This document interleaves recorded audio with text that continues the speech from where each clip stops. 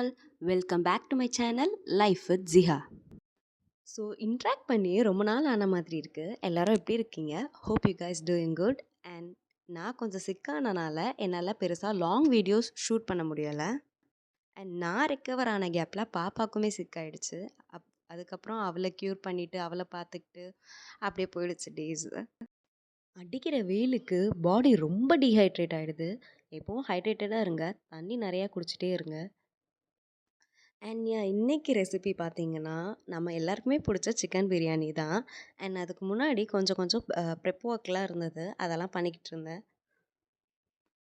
இந்த கருவேப்பிலை, கொத்தமல்லிலாம் எடுத்து வைக்கிறது ஈஸி. அந்த புதினா மட்டும் இருக்குல்ல, அது ஒன்று ஒன்றா பிச்சு அதை வாஷ் பண்ணுறதுக்குள்ளே போதும் போதும்னு ஆகிடும். எனக்கு பிடிக்காத ஒரு ஜாப்னா இதுதான். ஒரு வழியாக அதை க்ளீன் பண்ணி நல்லா வாஷ் பண்ணி எடுத்துக்கிட்டேன். சிக்கன் பிரியாணி பண்ணுறதுக்காக சிக்கன் வாங்கிட்டு வந்திருந்தாங்க. அது வாஷ் பண்ணும்போது பார்த்தா எக்கு வருது அதுலேருந்து.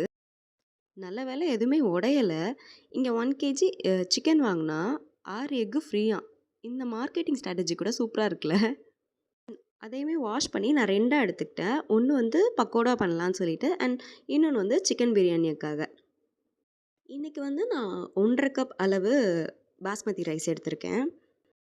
ஒரு கடாயில் ஒரு 5லேருந்து 6 ஸ்பூன் நெய் ஊற்றிட்டு கொஞ்சமாக ஆயிலும் ஊற்றிக்கலாம்.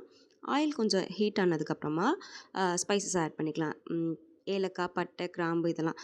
பிரியாணினாலே ஏலக்காய், பட்டை, கிராம்பு இதெல்லாம் தான் மெயின். அதெல்லாம் போட்டால் தான் அந்த ஃப்ளேவர் வந்து நல்லா என்ஹான்ஸ் பண்ணி கொடுக்கும்.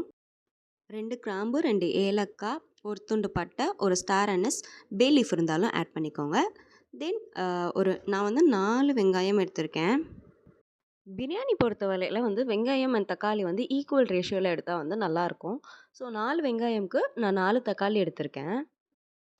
ஆனியன் நல்லா வந்து சாட்டே பண்ணிவிட்டு நல்லா கோல்டன் ப்ரௌன் ஆகணும். அந்த ஸ்டேஜில் 1 spoon ginger garlic paste add பண்ணி அது ரா ஸ்மெல் போகிற வரைக்கும் சாட்டே பண்ணிவிட்டு நம்ம வந்துட்டு தக்காளியும் ஆட் பண்ணிக்கலாம். ஸோ தக்காளி ஆட் பண்ணக்கப்புறம் கொஞ்சமாக வந்துட்டு சால்ட் ஆட் பண்ணிக்கலாம். அப்போ தான் தக்காளி சீக்கிரமாக வெந்துடும். தக்காளி, வெங்காயம் எல்லாமே நல்லா பிளெண்ட் ஆகி, தக்காளி நல்லா வெந்து மேஷ் ஆகுற வரைக்கும் நல்லா வேக வச்சு எடுத்துக்கலாம். இதில் ஒரு கையளவு புதினா, கொத்தமல்லி, அப்புறம் 2 பச்சை மிளகா நான் எடுத்திருக்கேன். அதையும் இதில் ஆட் பண்ணிக்கலாம். என்னதான் புதினா பிக்கிறதுக்கு கஷ்டமாக இருந்தாலும், இந்த பிரியாணியில் புதினா போடும்போது தான் அந்த ஃப்ளேவரே நல்லா என்ஹான்ஸ் பண்ணி கொடுக்கும். தக்காளியில் எண்ணெய் பிரிஞ்சு வந்ததுக்கப்புறமா நம்ம மசாலா போட ஸ்டார்ட் பண்ணிடலாம். மசாலாவில் வந்துட்டு நான் 2 spoon chilli powder, 1 spoon biryani masala and 2 spoon மல்லித்தூள் போட்டிருக்கேன். இந்த மல்லித்தூள் ஆட் பண்ணும்போது ரொம்ப நல்லாயிருக்கும் பிரியாணி. ட்ரை பண்ணி பாருங்கள் நீங்களும்.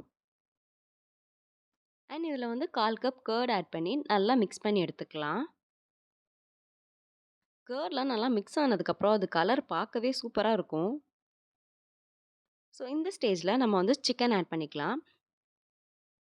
சிக்கன் ஆட் பண்ணிவிட்டு நல்லா ஒரு மிக்ஸ் கொடுத்துட்டு ஒரு ஒரு 3 மினிட்ஸ்க்கு வந்துட்டு அது அப்படியே இருக்கட்டும். அதுக்கப்புறம் வந்து நம்ம தண்ணி ஆட் பண்ணிக்கலாம். ஸோ நான் 1½ கப் ரைஸ் எடுத்திருக்கேன் இல்லையா? ஸோ அதுக்கு நான் 3 கப் ஆஃப் வாட்டர் எடுத்துக்கிறேன். இப்போ நீங்கள் 1 கப் ஆஃப் ரைஸ் எடுத்தீங்கன்னா 1½ கப் ஆஃப் வாட்டர் ஆட் பண்ணிக்கோங்க. எந்த பவுலில் ரைஸ் மெஷர் பண்ணுறீங்களோ அதே பவுல்லேயே வந்துட்டு வாட்டர் மெஷர் பண்ணுங்கள். அப்போ கொஞ்சம் ஈஸியாக இருக்கும்.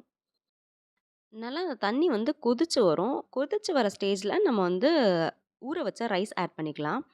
ரைஸ் வந்து நான் ஒரு 30 மினிட்ஸ்க்கு ஊற வச்சு எடுத்திருக்கேன். அதையும் நான் ஆட் பண்ணிக்கிறேன் இதில். ஆட் பண்ணி நல்லா மிக்ஸ் பண்ணிக்கிறேன். இதில் ஒரு 1/2 லெமன் நான் ஸ்குவீஸ் பண்ணி எடுத்துக்கிறேன். லெமன் ஆட் பண்ணக்கப்புறம் சால்ட்டுமே செக் பண்ணிக்கோங்க. சால்ட் தேவைப்பட்டால் ஆட் பண்ணிக்கோங்க. இந்த மாதிரி பபிள் வர ஸ்டேஜில் ஒரு லிட் வச்சு கவர் பண்ணிக்கலாம். ஹை ஃப்ளேமில் ஒரு 5 மினிட்ஸ் அண்ட் லோ ஃப்ளேமில் ஒரு 5 மினிட்ஸ் வச்சுக்கலாம். அப்புறம் எடுத்துட்டு நல்லா ஒரு மிக்ஸ் அடியிலேருந்து நல்லா ஒரு மிக்ஸ் கொடுத்துட்டு தம் போட்டுடலாம். ஒரு 15 மினிட்ஸ்க்கு தம் போட்டுட்டு தென் ஸ்டவ் ஆஃப் பண்ணிவிட்டு ஒரு 30 மினிட்ஸ்க்கு அதை அப்படியே விட்டுறலாம். சைடில் நான் வந்து சிக்கன் பக்கோடா செய்யலான்னு சொல்லிட்டு அதை ரெடி பண்ணிகிட்டு இருந்தேன். பிரியாணிக்கு சைட் டிஷ்ஷை வந்து இந்த மாதிரி பக்கோடா பண்ணி சாப்பிட்டா ரொம்ப நல்லாயிருக்கும். ஸோ அதுக்கு தான் பண்ணிகிட்ருக்கேன். நான் இதோட இன்க்ரீடியன்ட்ஸ் எல்லாமே வந்து ஷார்ட்ஸில் உங்களுக்கு கொடுக்குறேன். நீங்கள் அதில் செக் பண்ணி பாருங்கள். அந்த மசாலா, பவுடர் எல்லாமே மிக்ஸ் பண்ணிவிட்டு பார்க்குறதுக்கு ரொம்ப அழகாக இருந்தது. இந்த சிக்கன் மேரினேட் பண்ணுற கேப்பில் பிரியாணியுமே ரெடி ஆகிடுச்சு. எனக்குமே ரொம்ப ஹைப்பாக இருந்தனால ஓப்பன் பண்ணி பார்த்தேன். ரொம்ப நல்லாவே வந்துருந்துச்சு. சிக்கன் பக்கோடாவும் செம்மையா வந்திருந்தது. பார்க்கவே ரொம்ப டெம்ப்டிங்கா இருக்குல்ல? டேஸ்ட்டுமே நல்லா வந்திருந்தது. அண்ட் அவ்வளோதான். செம்ம டெலிஷியஸான சிக்கன் பிரியாணி ரெடி ஆயிடுச்சு. நீங்களும் இத ட்ரை பண்ணி பார்த்துட்டு எப்படி இருக்குன்னு எனக்கு கமெண்ட் பண்ணுங்க. தேங்க் யூ ஃபார் வாட்சிங்.